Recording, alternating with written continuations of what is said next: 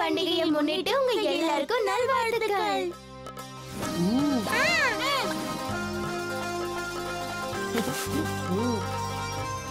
வெறும் லட்டு மட்டும் கொடுத்து மழுப்ப பார்க்காத. என்னோட பரிசு எங்க கொடு. இதோ இருக்கு, எடுத்துக்கோ.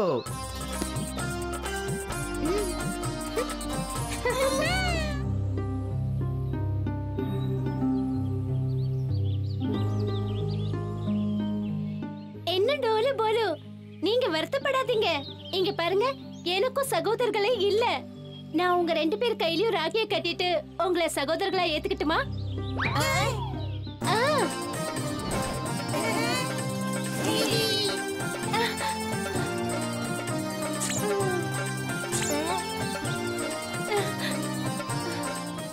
இது என்னுடைய டோலுக்கு, அப்புறம் இது என்னுடைய போலுவுக்கு.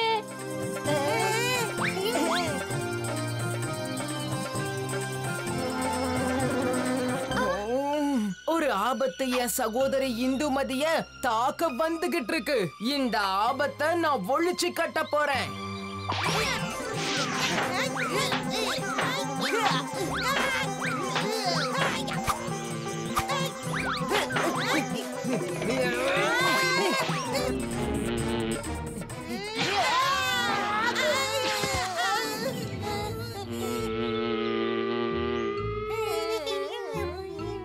கொசு பறந்து போயிடுச்சு.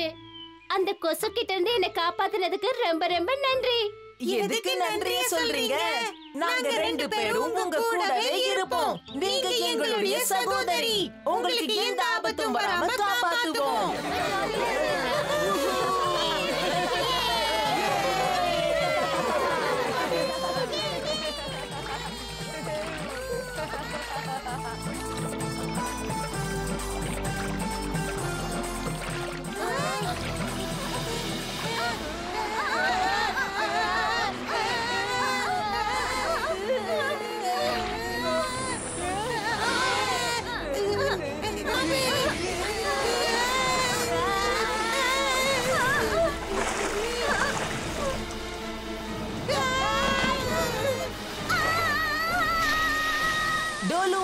போலு அண்ணனும் தம் சகோதரி இந்துமதியை எப்படிப்பட்ட ஆபத்திலிருந்து காப்பாத்திடுவாங்க.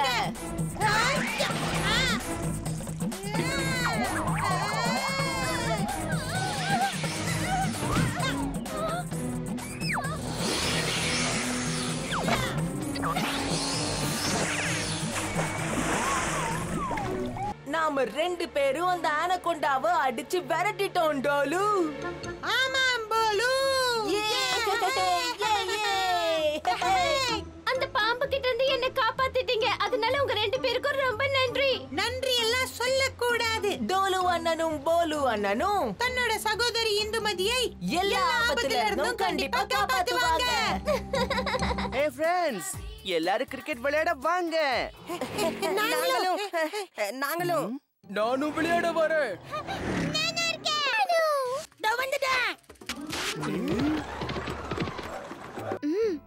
நானும் வரேன். சரி, இப்ப எதுக்காக சும்மா நிக்கிறோம்? வாங்க ஆரம்பிப்போம். முதல் பால் டோலுக்கு சுட்கி ஸ்பின் பால் போட போறா. டோலு முதல்ல பயந்தா, அப்புறம் பேட்டால அடிச்சான். பீம் பால் காலியா 3 பேரும் பால் பின்னாடி ஓடுறாங்க. Catch out. கோவமா காலியா பால் போட போறான். பீம் பேட்டிங்க்கு தயாரா இருக்கான்.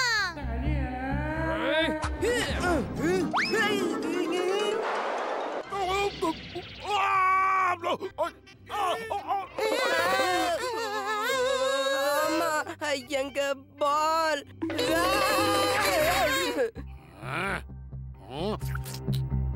இப்ப பேட்டிங் பண்ண போறது மாவீரன் ராஜு.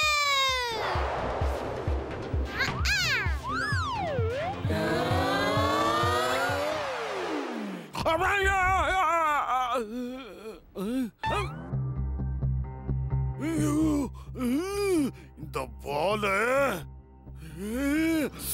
இங்க பசங்களே கிடைக்காது. ஆபத்துகள். எங்களை மன்னிச்சிடுங்க. முதல்ல இங்க இருந்து போங்க. ராஜு தன்னோட திறமையை இப்போ காளியா கிட்ட காட்ட போறான். மறுபடியும் ஆகாயத்துல பறக்குது, இப்ப கேம் கிட்ட போகுது.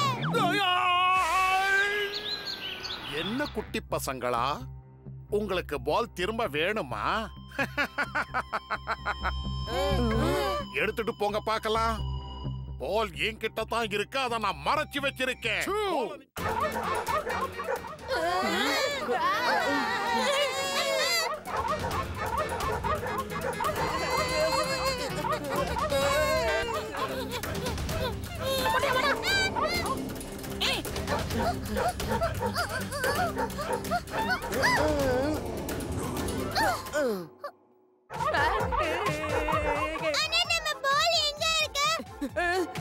அவன் கையில அந்த பால் இல்ல, அவன் அதை எங்கேயோ ஒளிச்சு வச்சிருக்கான்.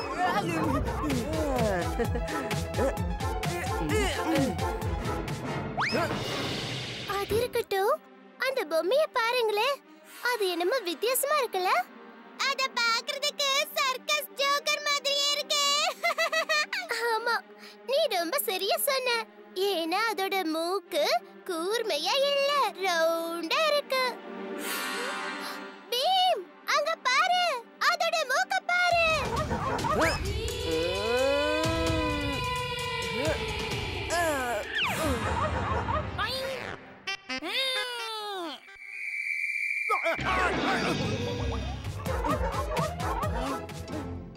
இல்ல, இதெல்லாம் அநியாயம். எதுக்காக கத்துறீங்க? வேணும்னா நீங்களும் தாராளமா எங்க கூட வந்து கிரிக்கெட் விளையாடுங்க.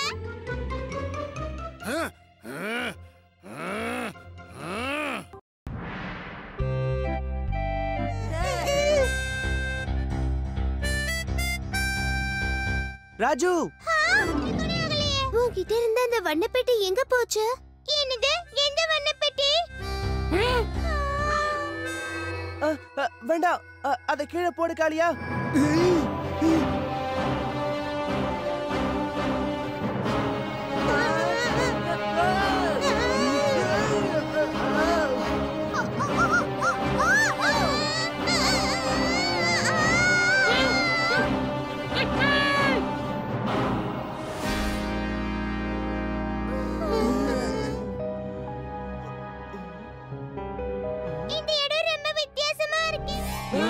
இந்த வண்ண புதிர்ல ஏதோ ஒரு ரகசியம் அடங்கி இருக்கு. அத தொடாத பீம், இல்லனா அதுக்குள்ள நீயே மாட்டிப்ப. ஆனா இங்க இருந்து வெளியே போறதுக்கு நாம ஏதாவது ஒரு வழியை கண்டுபிடிச்சாகணுமே.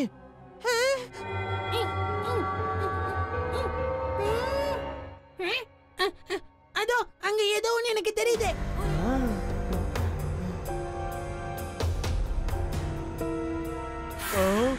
ஓடுங்க ஓடுங்க, கருப்பு ராணியோட படைகள் வருது. நாங்க டோலக்பூர்ல இருந்து வரோம். எங்க வண்ணப்புறத்தோட நிறங்கள் கிடைச்சிருச்சா? நீங்க புதி நிறைந்த அந்த வண்ணப்பெட்டிய பத்தி தான் பேசிட்டு இருக்கீங்களா? ஆமா, கருப்பு ராணி அந்த வண்ண புதிர் பெட்டிக்குள்ள இந்த ஊரோட வண்ணங்கள்லாம் திருடி அந்த பெட்டிக்குள்ள வச்சிட்டாங்க. அதனாலதான் எங்க ஊருக்கு வண்ணங்களே இல்ல. அப்படின்னா உங்க ஊர்ல வண்ணங்களையே பார்க்க முடியாதா? சொல்லுங்க. அந்த புதிர் பெட்டி மறுபடியும் கருப்பானாதான் அந்த பெட்டிக்குள்ள இருக்க எல்லா நிறங்களும் எங்க ஊருக்கு வந்து சேரும். அந்த புதிர் எங்க கிட்ட தான் இருக்கு. ஆனா அதை எப்படி கருப்பாக்குறது? அந்த பெட்டியோட ரகசியமும் நீங்க ஊருக்கு போற வழியும் அந்த கருப்பு ராணி கிட்ட தான் இருக்கு. அந்த கருப்பு ராணி எங்க இருக்காங்க? இங்க அவங்க அரண்மனை மட்டும்தான் வண்ணமயமா இருக்கும். அந்த கருப்பு ராணி இப்ப அங்கதான் இருப்பாங்க. இந்த வழியா போனா நீங்க அங்க போய் சேர்ந்துடலாம். அந்த கருப்பு ராணிக்கு பாடம் புகட்ட வேண்டிய நேரம் வந்தாச்சு.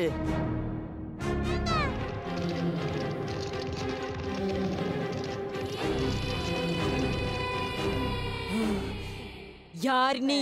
என் பேரு பீம். நாங்க எல்லாரும் டோலக்பூர்ல இருந்து வரோம். வண்ணப்புறத்துக்கு அவங்க வண்ணங்களை திருப்பி கொடுத்துரு. எங்களையும் டோலக்பூருக்கு திருப்பி அனுப்பிடு. இப்போ உங்ககிட்ட இருக்கிற நிறங்களையும் நான் பிடுங்கி என்னோட பெட்டிக்குள்ள அடைச்சு வைக்கட்டுமா சொல்லு?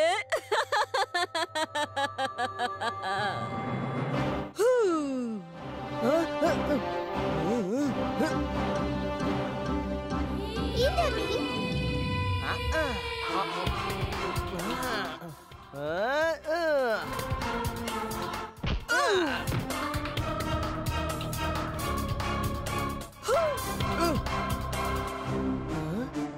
சொக்கி, அந்த புதிர் பெட்டி என்கிட்ட கொடு.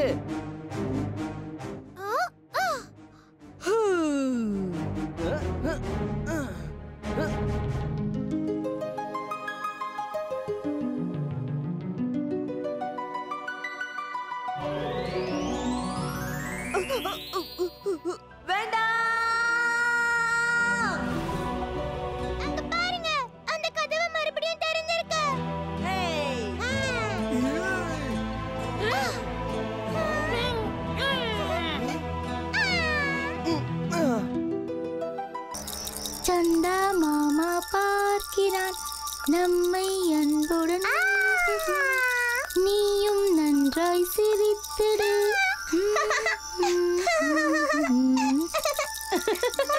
இங்க பாரு, என் கையில என்ன இருக்குன்னு பாரு. அட, நல்லா விளையாடுறான். என்னாச்சு? அட, சந்தா மாமா.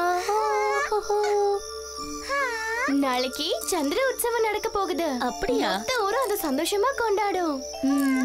சந்தா மாமா பார்க்கிறான். எப்படி சிரிக்கிறான் பாரு. சந்தா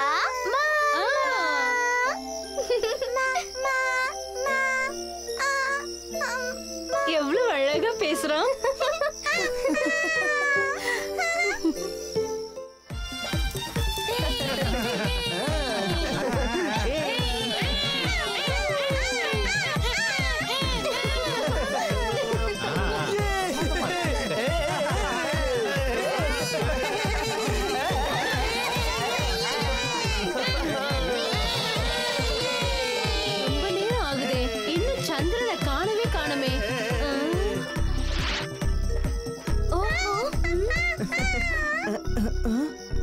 என்ன இது, ரொம்ப நேரமாகுது.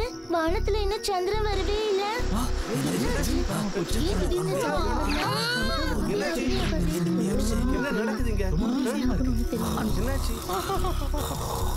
இத்தனை வருஷத்துல இந்த மாதிரி ஒரு தடவை கூட நடந்ததே இல்ல.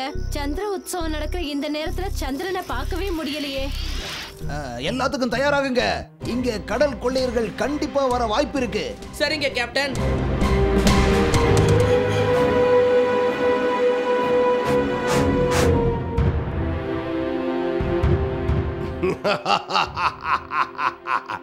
இன்னும் வேகமா போங்க.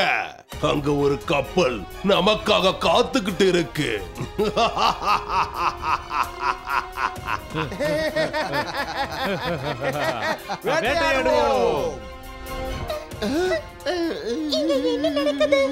கடல் கொள்ளையர்கள் வேட்டையாடுவோம்.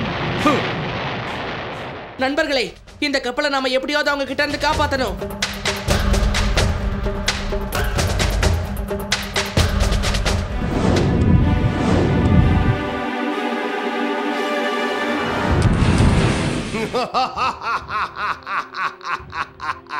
அவங்க கதையை முடிச்சிடலாம்.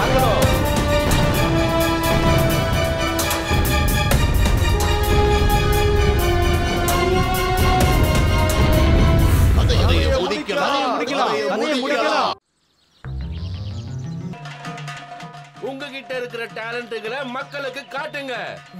அப்படி காட்டி டோலக்பூர் மக்களை நீங்க தான் மகிழ்விக்கணும். அது சரி, நீங்க ரெண்டு பேரும் என்ன தனியா ரகசியம் பேசிட்டு இருக்கீங்க? நாங்க ரெண்டு பேரும் டேலண்ட் ஷோல என்ன பண்றதுன்னு இப்பவே முடிவெடுத்தாச்சு. ரெடியா இருக்கோம். சொல்லிட்டு பாருங்க. எங்க போறீங்க? நாங்க ரெடி ஆயிட்டோம். மகாராஜா உங்ககிட்ட ஒரு செய்தியை சொல்லிருக்காரு. அதாவது டேலண்ட் ஷோ நடக்கும்போது நீ ஒரு முக்கியமான விருந்தாளியா வரணுமா? கண்டிப்பா.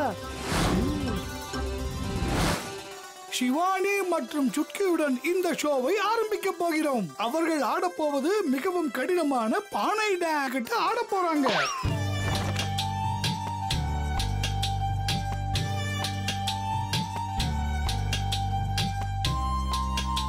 அட, பானைகளை நல்லா ஒட்ட வச்சிருக்காங்கப்பா. அதனாலதான் கீழே விழ மாட்டேங்குது.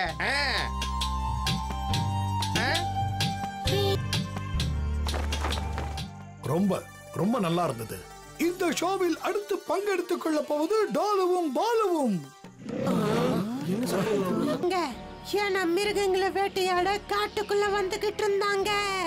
அதுவும் முக்கியமா புலிய வேட்டையாட ஆசைப்பட்டாங்க. யானைய பிடிச்சிட்டு போக பார்த்தாங்க. புலி சொல்லிச்சு, வேட்டையாட ஒருத்தம் வரல, நிறைய பேர் வராங்க. யானை சொல்லுச்சு, நாம ரெண்டு பேரும் சேர்ந்து எதிர்க்கணும். வேட்டையாட வந்தவங்கள ரெண்டு பேரும் சேர்ந்து விரட்ட. டொலு பொலு, நீங்க புலி மாதிரியா யானை மாதிரியா கத்துனீங்களே, அப்போ உண்மையிலேயே ரெண்டு மிருகங்களும் காட்டுல இருந்து இங்க வந்திருக்குன்னு நினைச்சோம். ரொம்ப நன்றி. இப்போது வரப்போகிறார்கள் ராஜுவும். எனக்கும் தெரியாது.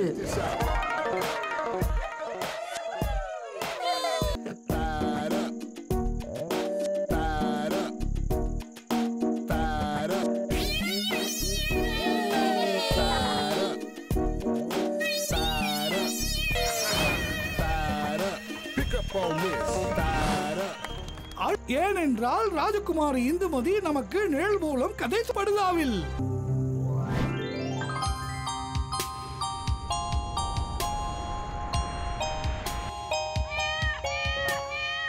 எல்லாரும் கேளுங்க, ஒரு பூனைக்குட்டி பாவம் தொலைஞ்சு போயிடுச்சு.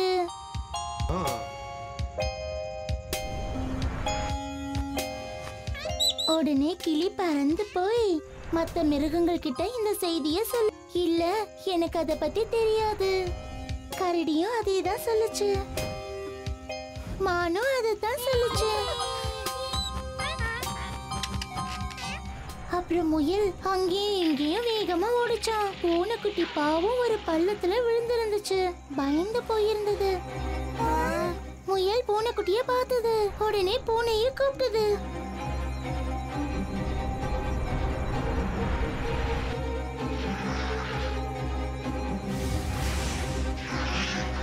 பூனை உடனே தன்னோட கையை நீட்டி பூனைக்குட்டிய காப்பாத்திடுச்சு.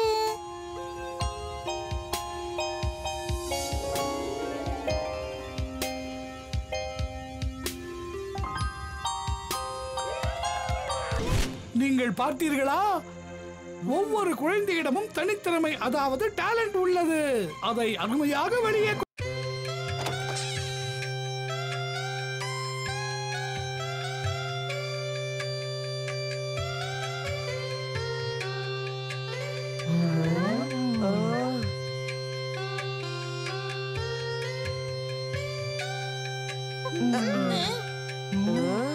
பசங்களா, இன்னி தொட்டு நீங்க எல்லாரும் என்னோட சிஷ்யர்கள். இந்த சேப்ப முண்டை இடுப்புல கட்டுங்கோ.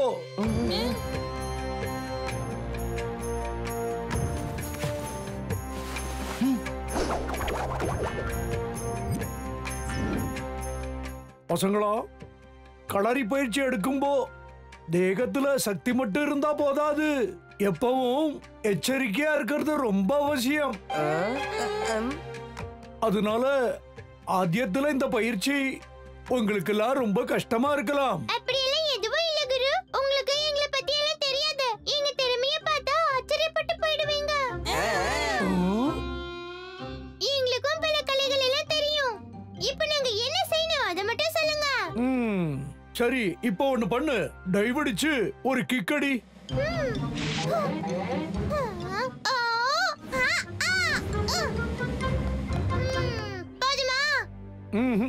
இது போதாது, மேல இன்னும் மேல. அதோ அத காலால தொடணும்.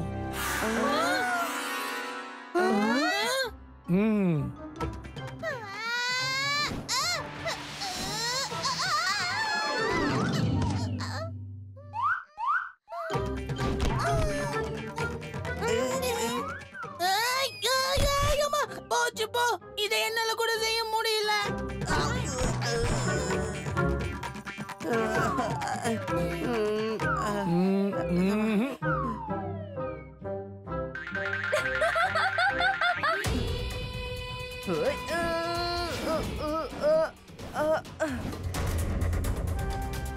பயிற்சி, இன்னும் பயிற்சி வேணும். உங்க எல்லாருக்கும் நிறைய பயிற்சி தேவைப்படும்.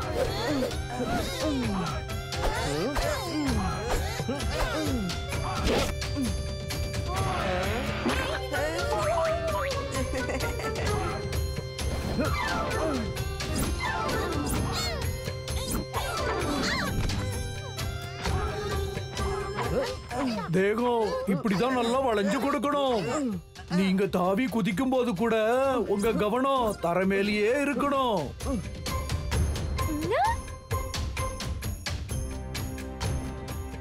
இந்த பூமியில யாரு ரொம்ப நல்லா சண்டை போடுவாங்க? அவங்களுக்கு சண்டை இயற்கையிலேயே தெரிஞ்சிருக்கும். அவங்களுக்கு யாரும் கத்து கொடுக்கறது இல்ல.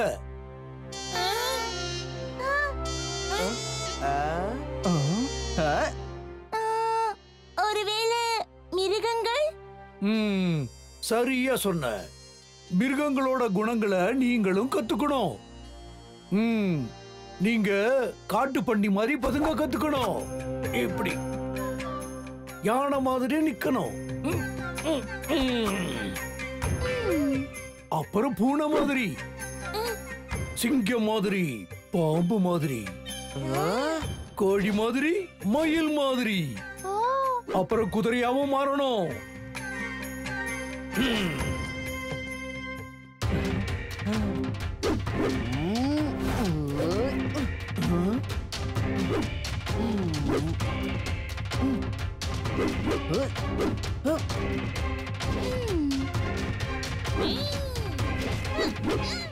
இனிமே நீ ஆயுதங்களை பயன்படுத்த கத்துக்கணும். ஆயுதத்தையும் தேகத்தோட ஒரு அங்கம் மாதிரி தான் நீ பயன்படுத்தணும். அதுதான் இந்த பயிற்சிக்கு ரொம்ப முக்கியம். உன்னோட கை கால்களை நீ எப்படி அசைக்கிறியோ அதே மாதிரி கையில இருக்கிற ஆயுதத்தையும் உன் மூளையை பயன்படுத்தி அசைக்க கத்துக்கணும். எதிரி தாக்க வரும்போது இப்படிதான் தடுக்கணும். இப்படிதான், புரிஞ்சுக்கிட்டீங்களா?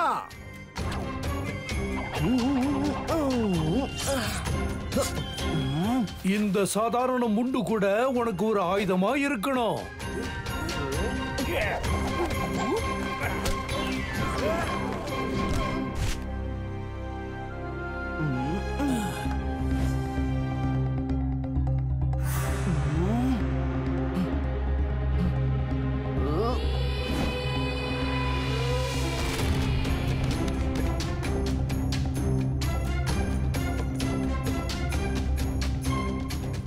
மகாராஜா சின்மயிகா கிட்ட இருந்து தகவல் வந்திருக்கு. கூடிய சீக்கிரமே உற்சவம் ஆரம்பிக்க போகுதா. உங்க எல்லாரையும் உடனே கிளம்பி வர சொன்னாரு.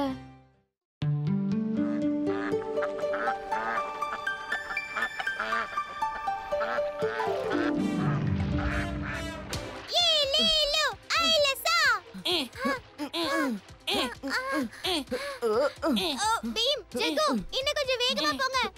எப்படியாவது நாம ஜெயிச்சே ஆகணும். ஜெயிக்கிறத பத்தி அப்புறம் யோசிக்கலாம். கொஞ்சம் எட்டி அந்த தலப்பாக்கட்டு தலையினுங்கள பாருங்க. ரெண்டு பேரும் பின்னாடி என்ன தூங்குறீங்களா? போட்டு நகரவே மாட்டேங்குது. துடுப்பு தண்ணியில பட்டாதானே பாருங்க. நாங்க துடுப்ப காத்துலயே தான் ஆட்டிட்டு இருக்கோம்.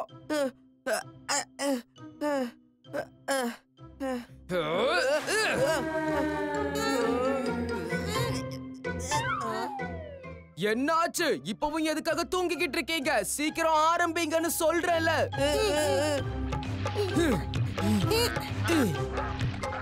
என்ன பண்றீங்க? கொஞ்சம் வேகமா ஆகட்டும்.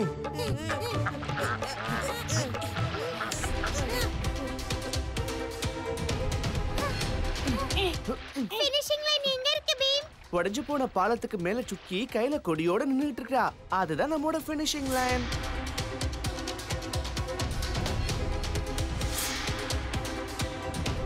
பீம், அங்க பாரு, ஒரு பெரிய பாறை இருக்கு.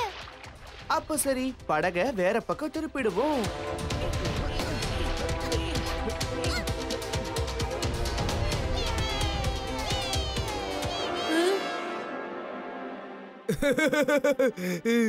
இப்ப இவங்க கண்டிப்பா தோக்கதான் போறாங்க.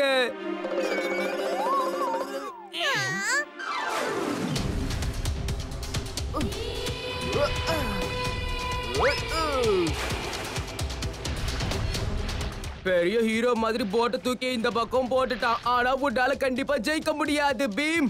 உன்னுடைய நண்பர்களை நான் ஒரு நிமிஷத்துல தோக்கடிச்சிருவேன்.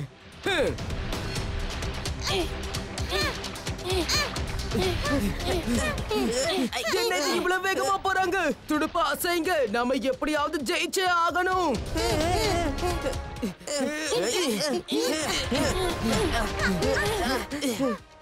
எனக்கு ஆச்சரியமா இருக்கே, நம்ம போட் எப்படி அவங்க போட்டை விட இவ்வளவு முன்னேறி வந்திருக்கு.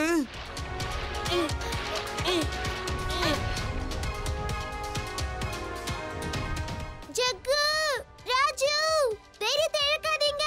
உங்களால கண்டிப்பா முடியும். அச்சச்சோ, ஃபினிஷிங் லைன் ரொம்ப கிட்ட நெருங்கிடுச்சே.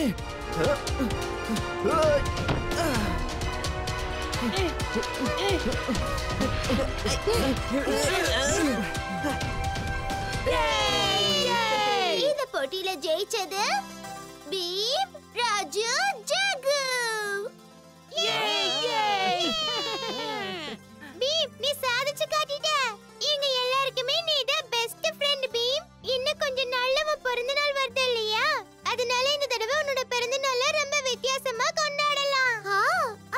வித்தியாசமா இருக்கும். உனக்கு பிடிக்கும். தலைவர் எங்களை அடிக்கும் போது கூட எங்களுக்கு இந்த அளவுக்கு வலிச்சது கிடையாது. உடம்பெல்லாம் பயங்கரமா வலிக்குது.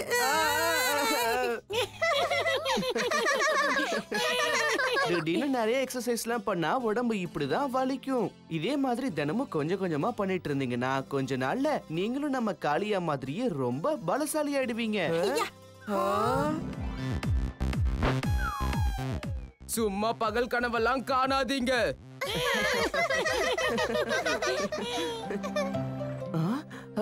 இந்துமதி, நீங்க எல்லாரும் இங்க ரொம்ப ஜாலியா விளையாடிட்டு இருக்கீங்கன்னு தெரியுது. ஓ, ஒரு விஷயம் பீம், அப்பா உன்னை ரொம்ப அவசரமா அரண்மனைக்கு கூப்பிட்டிருக்காரு. ஏதாவது முக்கியமான வேலையா இந்துமதி? அது எனக்கு தெரியாது. ஆனா ஒரு விஷயம் மட்டும் தெரியும். சில நாடோடிகள் வந்திருக்காங்க. அவங்கள நீ சந்திக்கணும்னு அப்பா விரும்புறாரு. அப்ப சரி, போலாம்.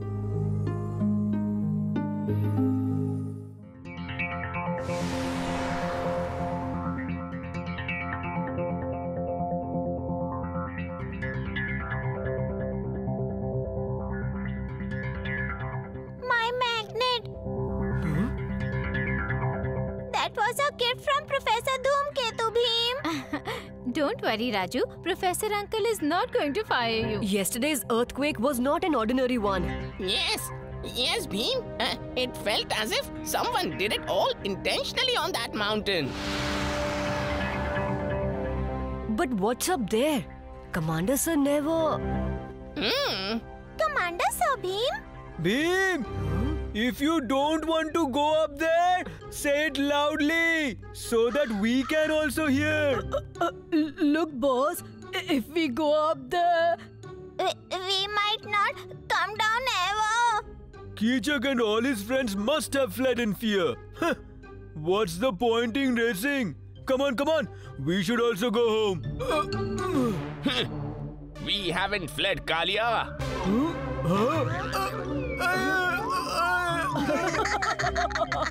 And your other friends? Ran away. They were all wise. But Kichak is still here. Well, Bheem, want to have the race? Or would you like to go back to your Dholakpur? Huh? Dholakpur is never afraid of any challenge. Neither from Botakpurs nor from Patalpurs. Kichak, you're on!